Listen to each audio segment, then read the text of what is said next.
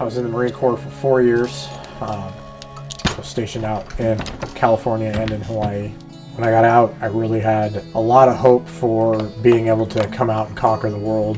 I'd kind of taken a step back from being outside and doing all these things that I grew up doing just to try and get my life going, because I was working as much as I could to try and support family, and that just turned into me kind of forgetting my roots and where I came from.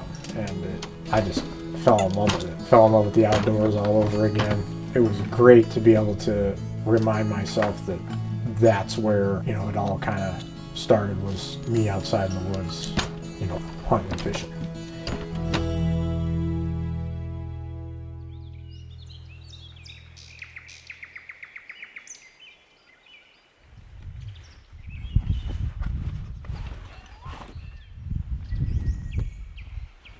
Well, we got into camp about 6 p.m. last night. Settled down. So far we've only made it about 100 yards outside of the cabin. We're already seeing fresh deer sign. And I mean, this is just absolutely unreal out here. One of the best experiences that I've ever had so far. I haven't even got to glass yet.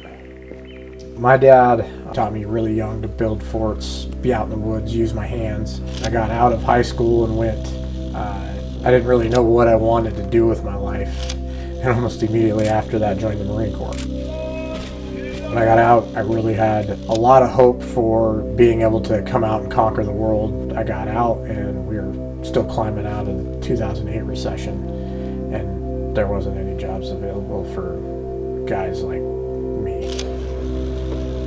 I ended up getting a chance working non-union for a roofing company. I moved into the shop at that company, and they were starting to get into doing sheet metal. Sheet metal really drew my attention because it was working with, you're creating different angles and making all these cool things. And I was like, that's something I like doing. Like that looks really awesome.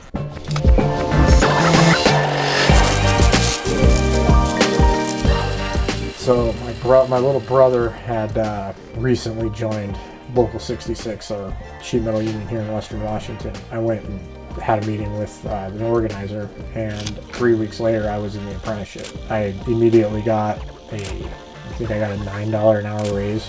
It was a scary thing making that step, but it was the best step that I've ever taken.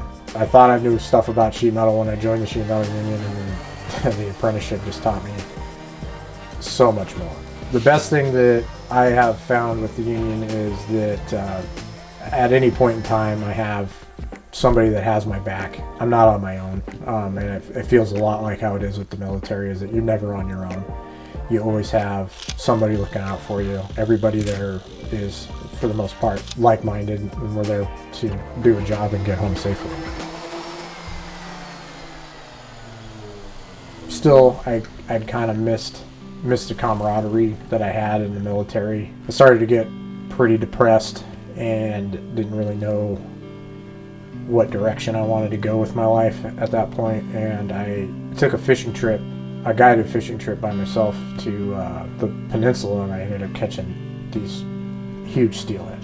And I posted pictures on Facebook, and a group called the Fallen Outdoors ended up contacting me about that and wanted to talk to me if I would be interested in taking veterans out hunting and fishing. And I was like, I thought that was the coolest idea in the world. Like, yeah, absolutely, I would love to do that.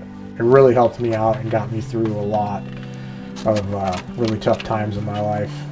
Eric actually taught me how to waterfowl hunt, and from that point I just fell in love with it.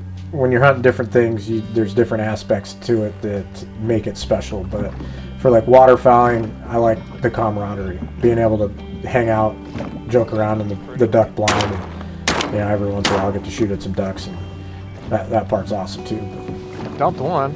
When you're out, big game hunting, getting up on these tall cliffs that you didn't think that you could ever get to, glassing these amazing valleys and seeing these sights that very few people have ever seen.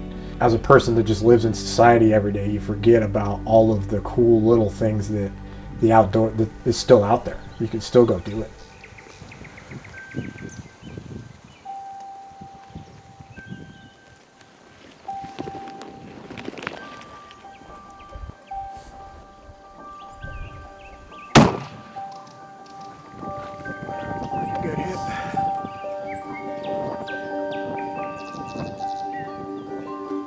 this, Bryan.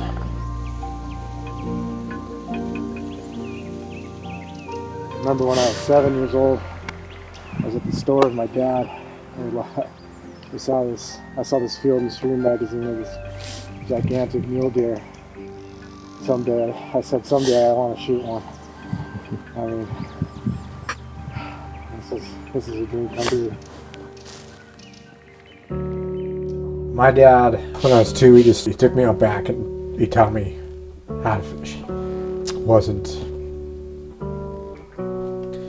We didn't catch anything. It was just a mud puddle. But from that point on, he, never really missed any time fishing with me. Always took me anywhere I wanted. At the time when these little things are going on, you're thinking about fishing in a mud puddle with your dad or going out to the lake, and they don't seem